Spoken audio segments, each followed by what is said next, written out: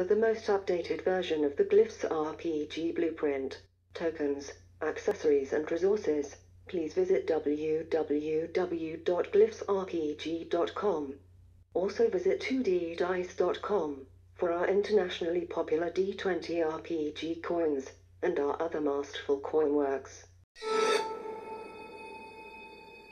Greetings, this is Charlie Smith, also known as C.W. Smith III, and today we're going to be going over the quick start tutorial, or the Glyphs light rules. So for those of you that have sort of become familiar with the system, or maybe just heard about it, and they haven't had a chance to get deep into the system yet and just want a quick start overview of how to play for the basic mechanics and the rules, this tutorial is definitely for you. Okay, this is something that's been highly requested for me to do, in addition to the very lengthy tutorials themselves.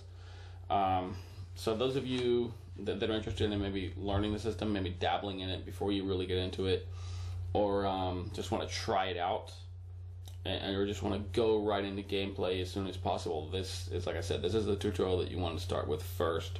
Now, I want to make something clear. Now, the quick start, even though it's going to have the majority of the core mechanics that you're going to be using in gameplay, it's not a substitute for mastering the system. But, you know, like I said, it's meant to gradually acclimate you to the system, or just to give you a small taste of what this thing can do in action. So, now, one quick thing about Glyphs itself, I'm sure you realize this by now, or heard, or seen, that I can't emphasize enough that Glyphs really is meant for game design minded people, okay?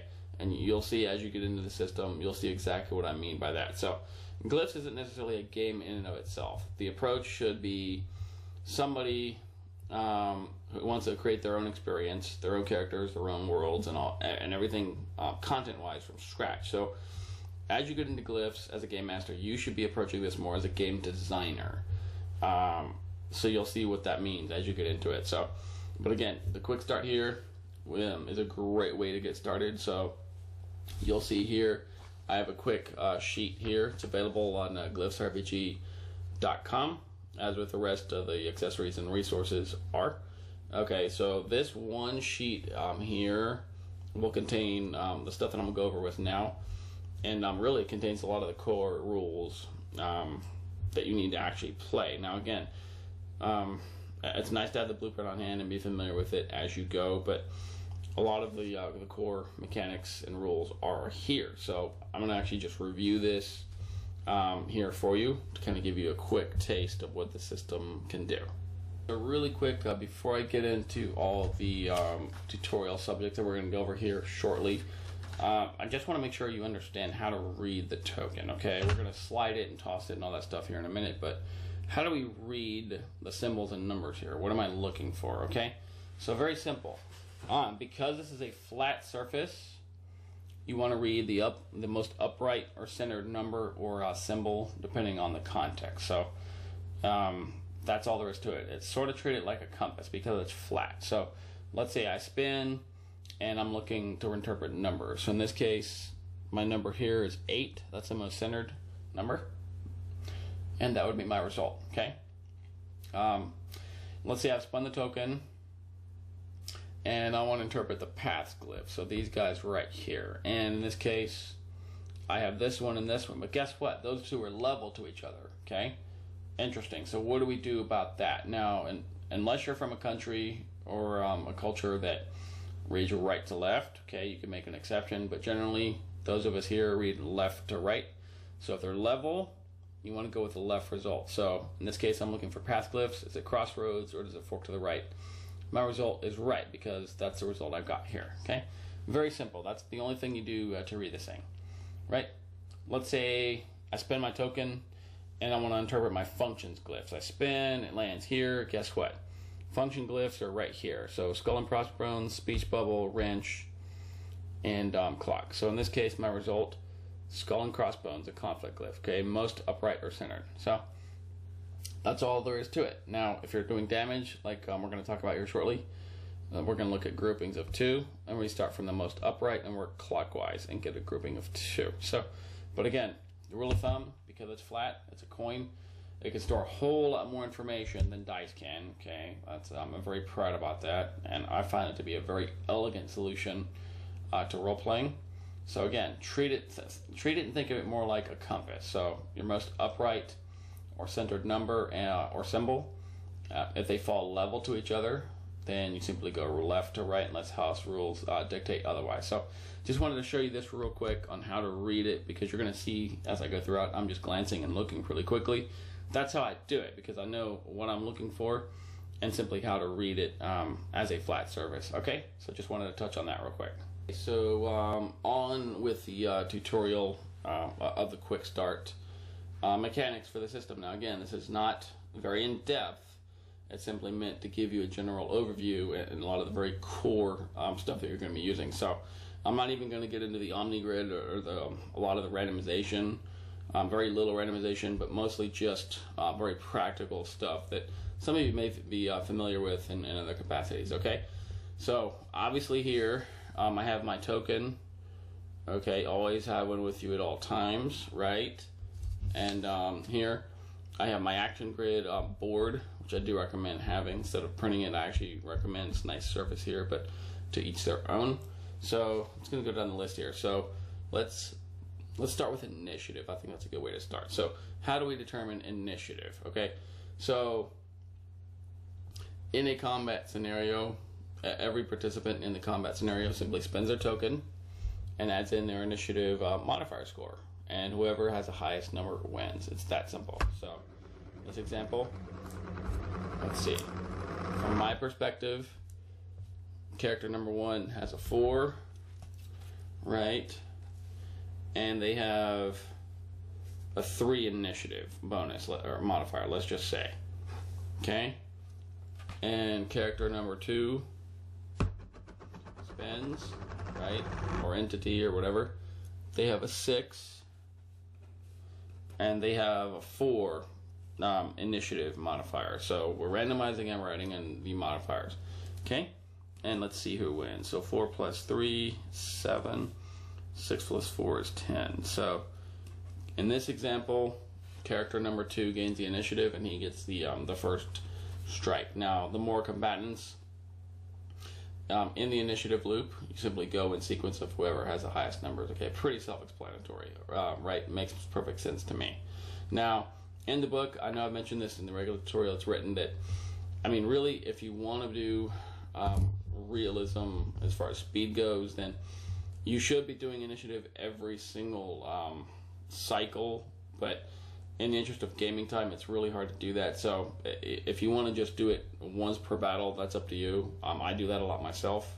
So that's for you to decide as the game master. But anyways, that's how we come up with initiative. Very simple process. Okay, so let's talk about actions and instants. So in combat, or anything very time sensitive related, right? Anything very challenging, an action consumes 1 instant in time. Okay, so an instant in time means anything about a half to 1.5 seconds. So that's how we look at things in Glyphs. Okay, so I'm right here. So I've got initiative covered, I've got actions and instants.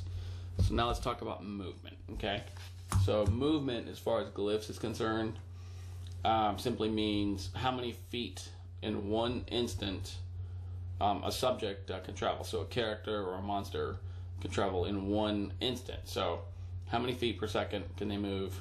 How many feet can they move in a half to 1.5 seconds? Now again, the instants are meant to be a little bit flexible, but to kind of give you a rough idea of how quick something works in about a second. So in a blink of an eye, right? So that's what we mean by movement. Okay. Now let's talk about proficiency. So proficiencies, now you'll see here, this is a game of skill. Okay, and let me show you what I mean. So when we use our token, okay, for most actions, we can randomize things, okay, like so, and simply interpret numbers or glyph symbols. And again, that's mostly going to be the architect's job. Okay, so again, if you're going to be playing an architect, you really should be familiar with the book and glyphs, at least to a basic degree, and then just play and experiment at your leisure, okay? But a lot of the actions are going to be focused actions, okay? So we're going to be using our action grid to do that, okay? So let's say I do one action and I have to slide my token, right? And here, a proficiency gives me additional attempts to make my shot. So from +1 to +3. So if I have a +1 proficiency, right, I have an additional opportunity to make my slide. So whether I'm using a focus attack or a technique, and we'll get into that here shortly, that gives me an extra opportunity to make it. So the more proficient I am, the more likely I am to succeed in that action. Okay, so that's what we mean by proficiencies. Okay, fate modifier. Let's talk about that. So we're right here, fate modifier. Now, that's one of those very nifty mechanics that are built in to help players survive certain death, okay? Especially in combat or traps or in any circumstance that basically spells death to the character, right? That's built in there to help him live a little bit longer. It's like a saving throw because this is a game, right? Because in this system, especially in combat, it's pretty realistic. The damage system and the way we approach combat is more strategy driven, and that is done on purpose. So that mechanic is built in there to help you survive a little bit longer. So let's take a look. What do I mean by that? So let's say I have a character who failed his defensive opportunity. He failed to parry an incoming axe attack, right? Okay, he has his longsword and he tried to parry, but he failed. And he takes a hit to the neck, right? The damage is in this case, turns out to be fatal. So this character die, right? Now to spare that by that one time, you go to the fate modifier, right? So we randomize, we have the character spin, and see I have a 9 here, and then you simply add in their fate modifier score. So let's say in this example I have a 5 for fate in this example, okay?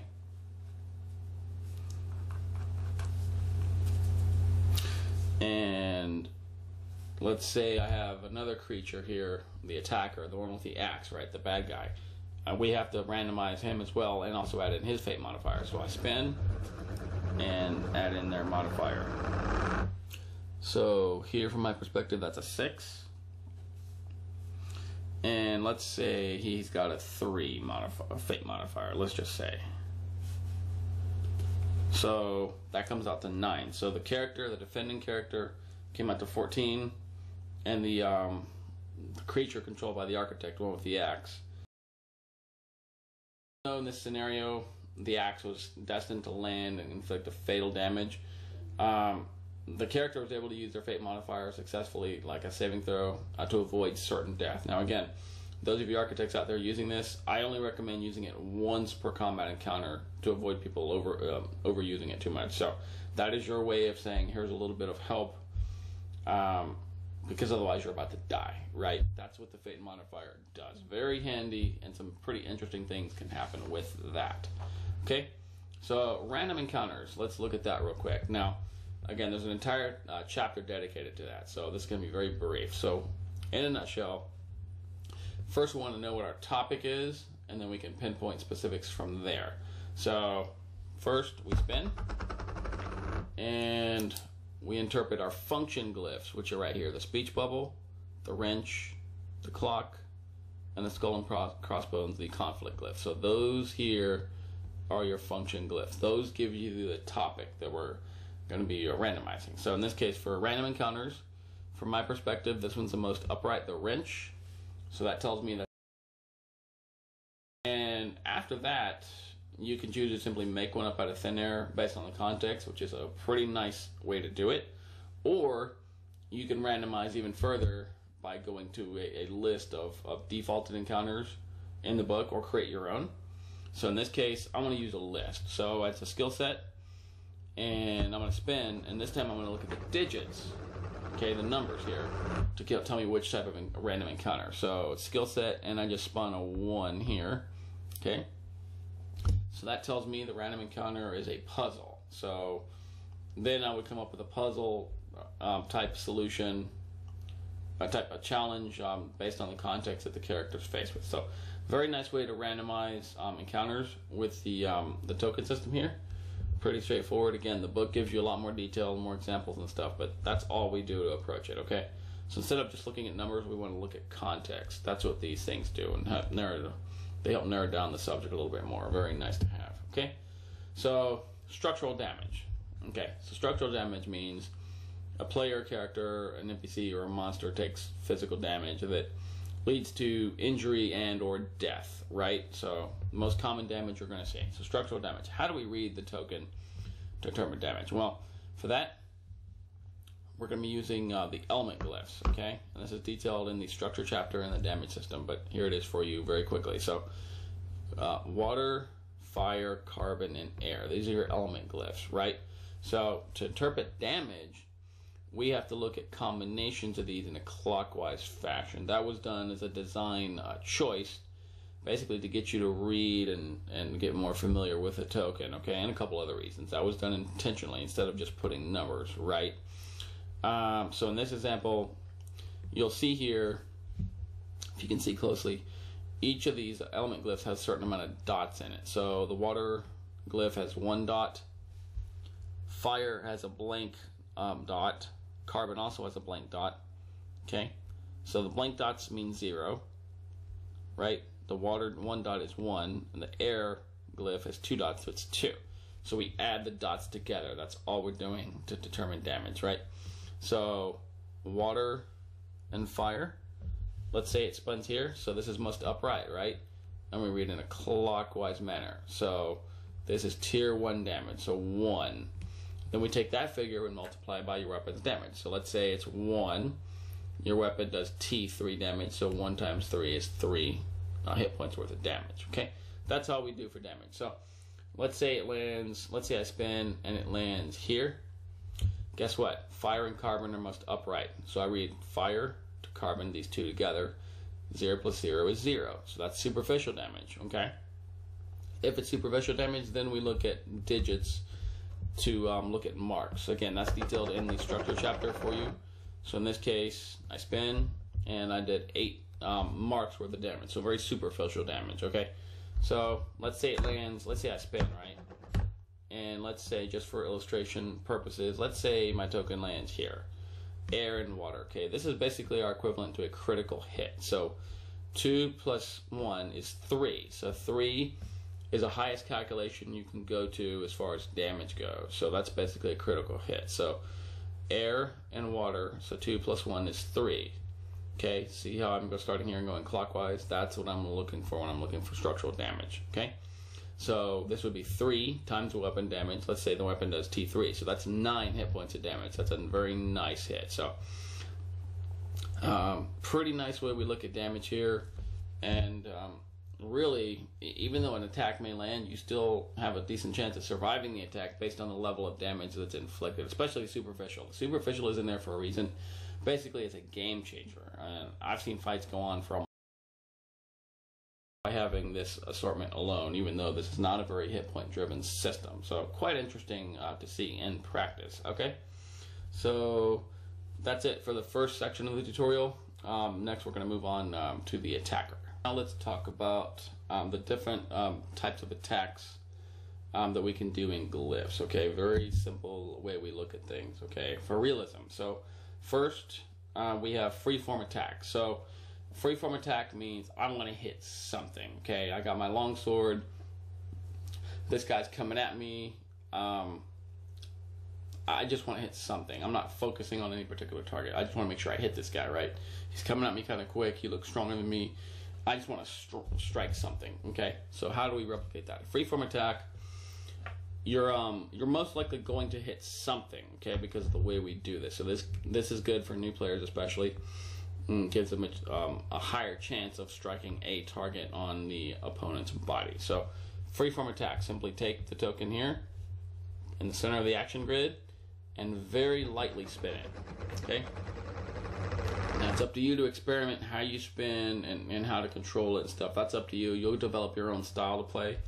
But that's all there is to it. So take the center of the token. You see the sights there. That's marked there intentionally to give you a better way to identify your targets. So let's say it lands right there.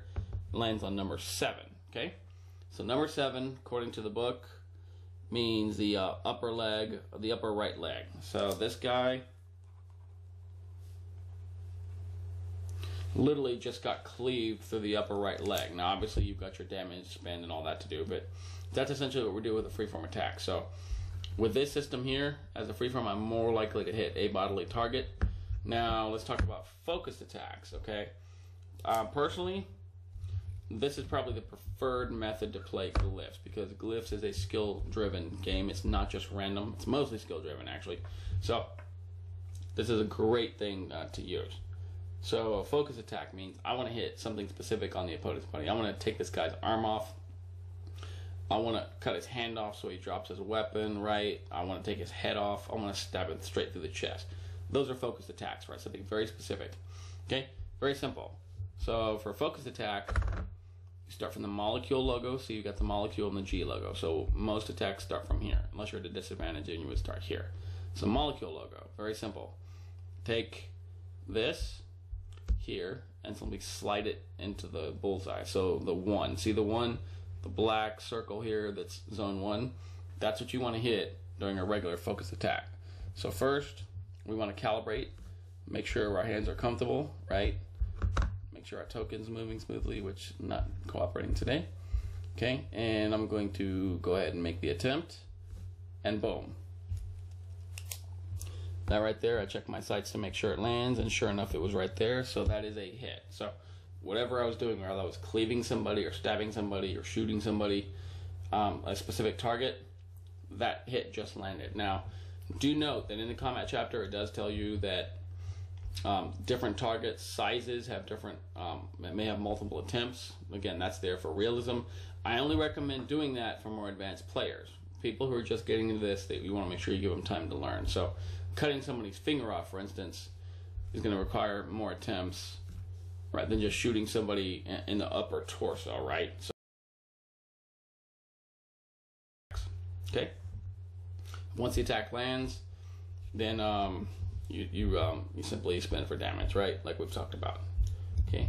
Aiming. So aiming. Let's say you got a guy who has a bow and arrow, and he sees a moving target, and he wants to aim. He wants to make sure he hits this guy, right? Or he's playing a sniper, okay? Now, aiming, number 1, consumes an additional instant time. So just for somebody saying, I'm aiming, he's using his instant aiming. He won't be able to do anything until his next turn, right?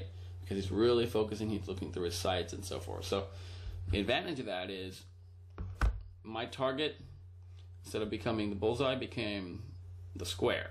So it expands outward a little bit to make it easier for you to hit. So you're sacrificing 1 instant in time to make it easier for you to hit. Makes perfect sense to me, right? That's what we're reflecting here. So guess what? So aiming, a lot easier to do, as you see here. There, so that's something very worth doing. So when you're playing characters, you know, this system is very much about being very specific about what you're doing. Not, oh, I just attack with my longsword. I just shoot this guy in the eye with my bow, right? You got to be very specific. So for those of you who want more strategy, aiming is definitely a way to go, okay? Now, let's talk about the defender. So somebody who's on the receiving end of the attack, right? They're not going to just sit there and let the attacker whittle down their hit points, right? That's not what this game is about. It's a very strategy-driven, very specific approach to combat that I found to be kind of a game changer in practice, okay? So the defender. So here, you'll see 3 different 4 approaches. Actually, there's more than this. These are just the basic ones. Again, in the combat chapter, there's a lot more options and information here. These are just the very basic, so I just want to point that out. So blocking, parrying, evading, and riposting. So I'm not going to, in the interest of time, because I want to make sure you get it. So blocking, okay, you're neutralizing force, right? So you're more likely to be able to block an attack, but you're not going to be able to counterattack or do any counteraction because you're using all your energy to neutralize the other opponent's energy, is essentially what it means. Parrying means you're slipping through and you're deflecting and redirecting, right? Evading means you're getting out of the way. You're dodging, you're weaving, you're tumbling out of the way, right? Evading is generally the smartest defense to do, but it's also the riskiest, okay? Because here's why. So if I'm evading, I can do any attack I want, any free form focus attack as a counterattack, anything I want to, but the stakes are higher, okay? And finally, riposting. So that's a very nice option to have. So if you got a player who just wants to sit there ready, he's got his weapon in a defensive manner, and he's waiting for somebody to attack him, that's a very nice strategy, a strategic approach to combat, instead of just wailing on the guy left and right like we do in every other game. You want to use more strategy. So you're drawing him to you. You're ready. So characters, they do have the option to remain in defensive posture instead of simply attempting an action. Okay, so be sure to tell your players that.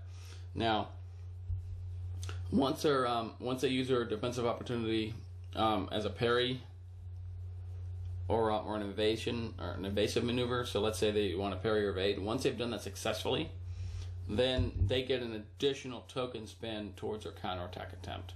So if they want to counterattack, they get an extra token spin towards their attempt. So that basically makes them more likely to succeed than their counterattack. Okay? Pretty straightforward. So here, blocking, parrying, and evading. Let's talk about that real quick. So how do we block, parry, or evade? Okay? The same process applies to each of these different metrics we looked at. Just want you to see that here. So let's look at block. Let's just make it easy, okay? You get the idea. So blocking. So let's say I'm the defender, and I want to block this guy's incoming attack. Simply spin the digits to randomize, and it'll tell you what to do here. So pay attention to that in the combat chapter here. So first, I've got a 9 here. That's pretty nice. So as a defender, I've got a 9 plus my block modifier. Okay, see that here? So let's say it's a 3, right? And then my weapon's advantage. So weapon advantage, how big and strong and resilient is that weapon and so forth, right? That's essentially what that means. So weapon or shield advantage if you're blocking, right? A lot of shields out there. So let's say I have a 5 advantage.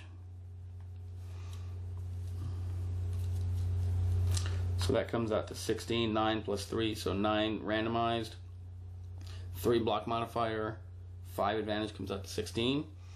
Okay, so now I have the opponent to consider, okay? So the opponent also randomizes. Okay, it's nice, everybody has their own token for this very reason. Okay. Okay, so 4 plus, we have to look at their impact modifier. So how hard is this guy hitting, right? That's what we're considering from the opponent side. So let's say the impact modifier is also 4 plus the weapon advantage. So how strong, tough, resilient, scary is that weapon? So let's say he has a 3. So 4 plus 4 plus 3, so is 11. So in this case, the attacker came out with a lesser total than the defender, therefore the block attempt succeeds. So that's how we block, okay? Now for parrying and evading, the same principle applies to that. You're just looking at different metrics, okay? Pretty straightforward. Again, combat is very awesome in this system. A lot of neat things can happen, and it really forces you to really think about how you're approaching combat, making sure you got the proper equipment. And so now let's move on to this final section of the tutorial. Let's talk about powers, techniques, and the etheric shield. So how do we use a power? Okay, get the token out here, got my Omni Grid. So basically you just say I want to use X power, I want to use Fire Stream on this guy, right?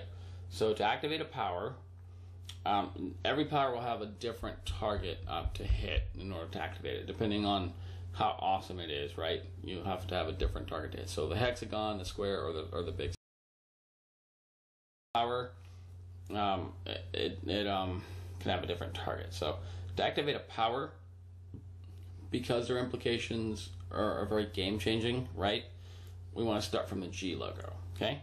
Unless you have a new and the architect thinks he needs help, then you can start him here. Okay, we want people to succeed at this, but really you should be starting from here because it's got more impact. Okay. So simply start here, slide the token into one of the 3 shapes. So I want to calibrate first. Always calibrate first, even if you're good, you want to get a good feel for it because the token gets a little wear and tear over time, and the paper and so forth. Okay, so it causes friction. So you always want to make sure to calibrate first. Okay, just calibrate here for a second, right? Nice and easy there. Got it right there. See how I'm using my middle finger, the tip of my nail here, and I'm not flicking it like that. That's what people do in the beginning. They just they flick it. That's not what you want to do.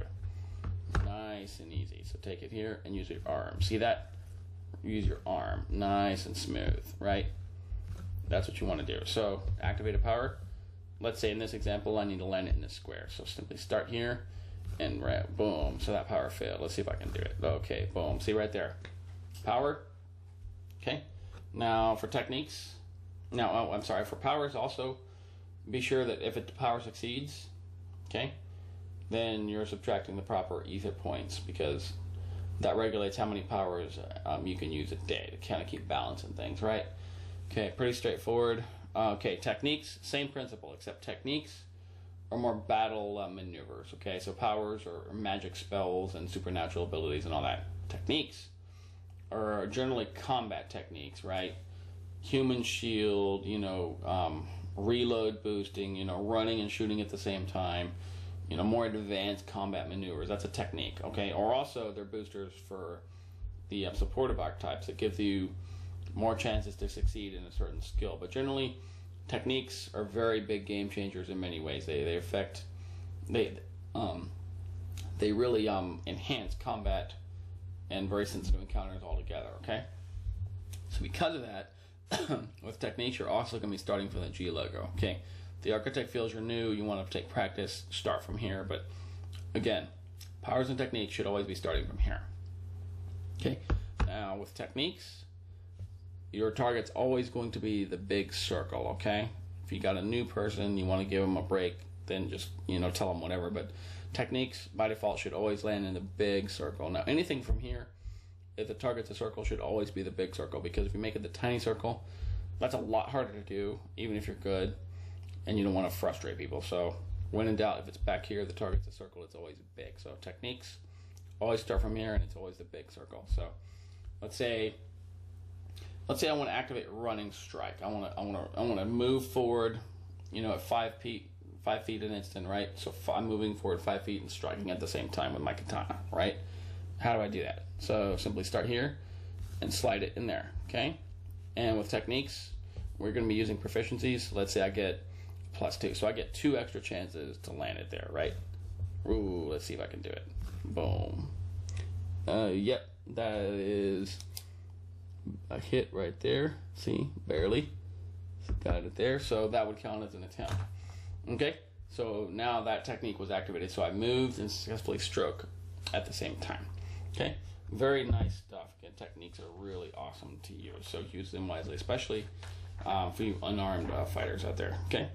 Now, Etheric Shield. Okay, so I'm right down here for those of you following.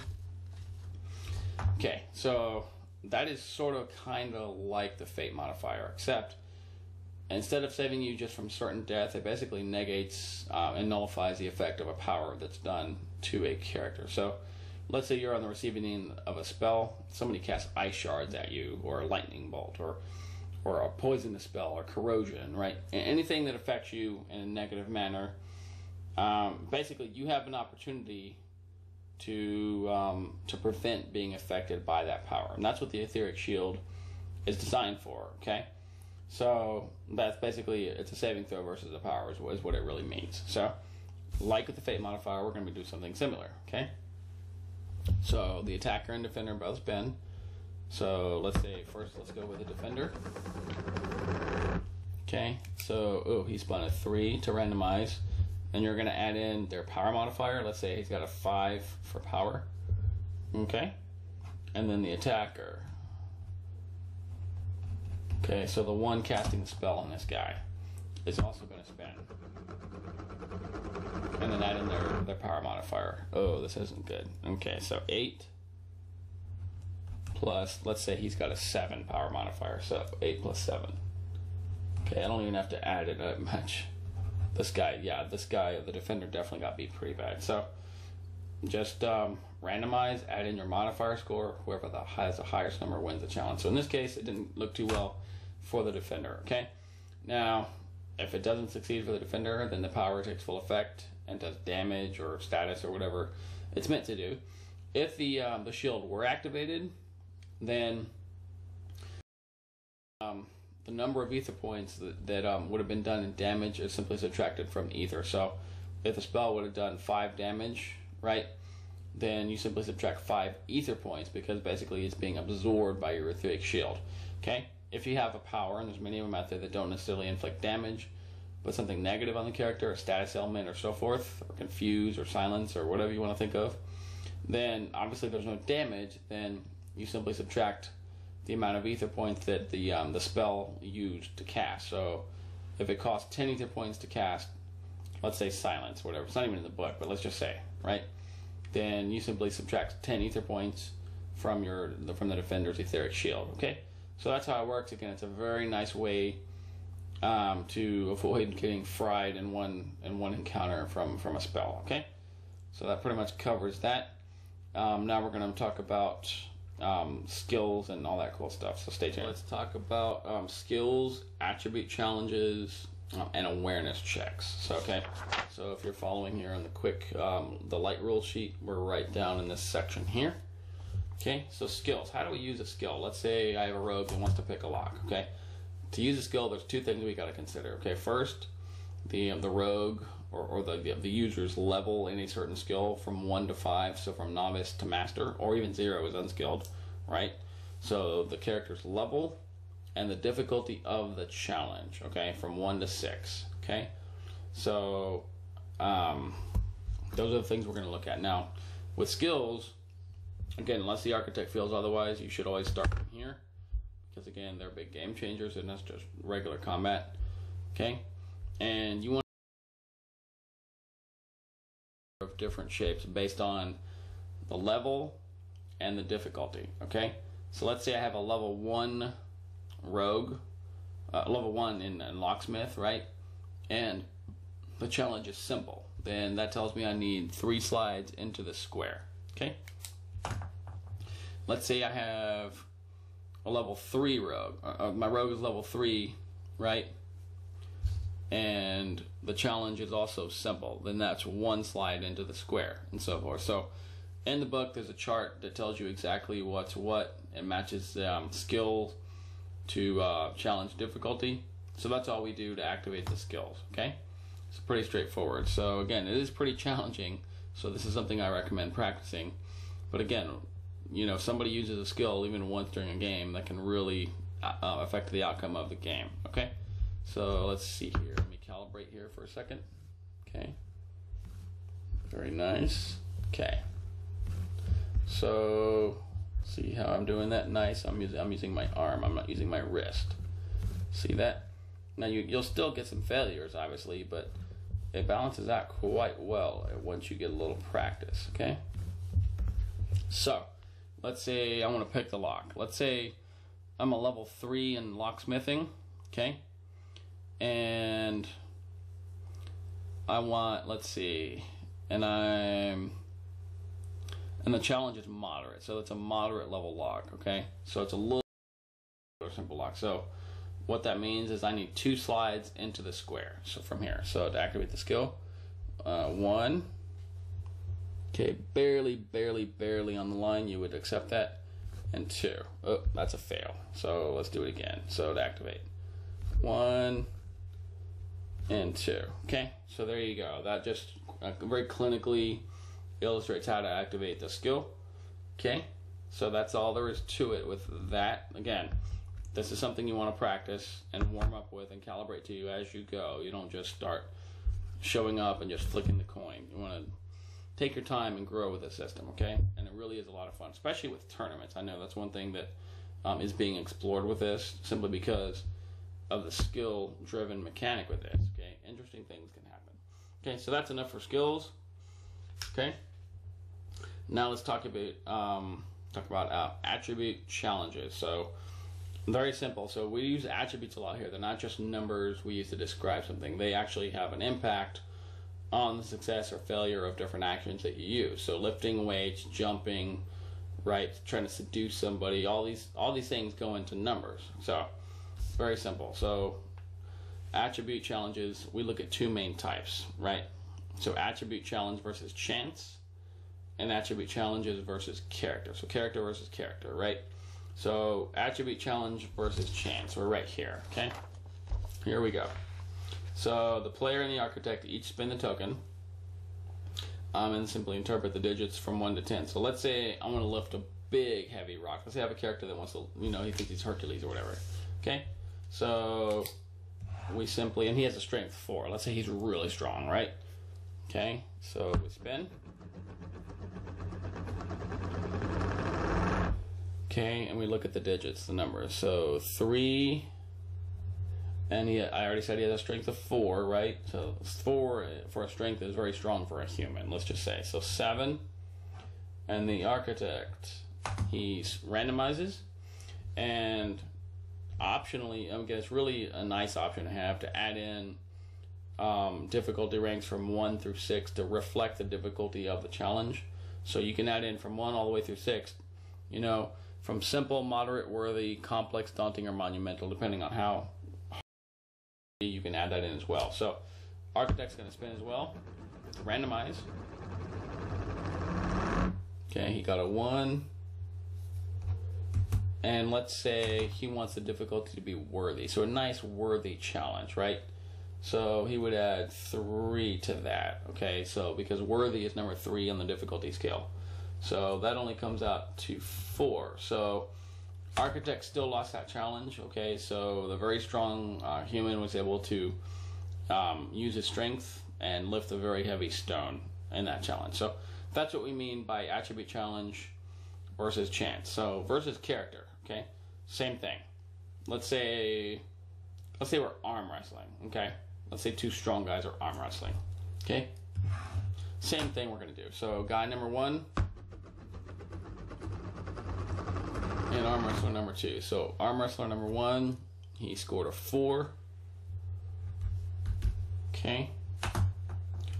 And you want to add in his strength. Let's just say he's got a 3 strength. He's got a 7. Okay. Arm wrestler number 2.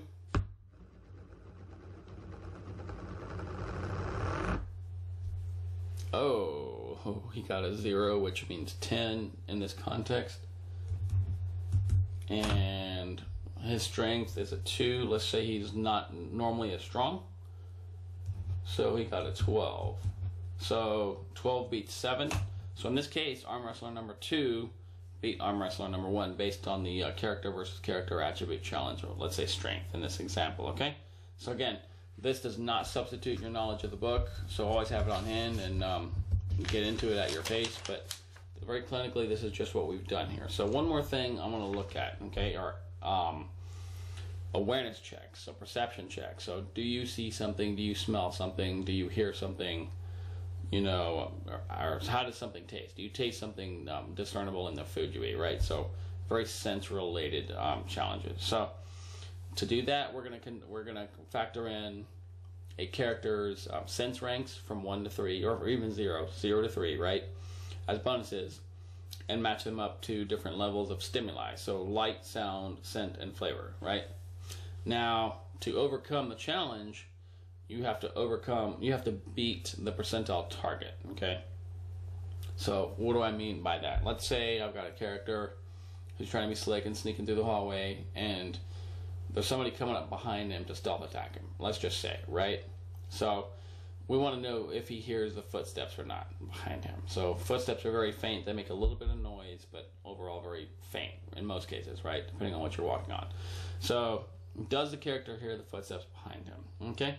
So I would consider footsteps to be a level 1 intensity. Okay. So remember we talked about 0 to 3 for stimuli and for senses, right? So 1 is discernible but weak, right? So sound of the footsteps, the target to beat is 80%. So there's only 20% I'm gonna actually hit that, right? But I've got good hearing. Let's say I have a 3 hearing, so maybe I'm a feral or something, right? So I've got 3 hearing, 3 ranks in hearing, it's 30%. You're doing 10% per rank. That's how we're doing this, right? So 30, okay, and then I have to beat 80%. So the target I have to beat is 80%. So very simple. Sounds long-winded, but it's really easy. Beat the target, right? So, oh, guess what? I just did. From my perspective, 80, okay, plus 3 or 30, so 110%. And the target I had to beat was 80%. So in this case, my character was able to hear the footsteps behind them and act accordingly. That's how we do these. Now, stimuli can be very interesting because we're not just talking about light and sound. We're talking about objects and small little coins or anything that may be harder to see. So those are the kind of things that you want to see to do an awareness check on. Or, you know, one little thing in the bookshelf maybe seems to be off. You know, do your eyes see that? So that's what we mean by stimuli in regard to that. So it's up to you how you implement these, but I found them to be quite handy, and can really can change up the adventure outcome entirely. Just for failing to hear or see something can really make a big difference. So that pretty much covers it for the quick start tutorial. And again, everything we just covered is right here on the Glyphs light rules at glyphsrbg.com in the resources section. Please check out the website, get yourself a token, and download the blueprint for free. And I appreciate any real feedback that you can give. Okay, so those of you who want to give feedback and review, like I said, make sure that you're actually playing it and reviewing it, and because that's the only way you're going to benefit me or every other player out there.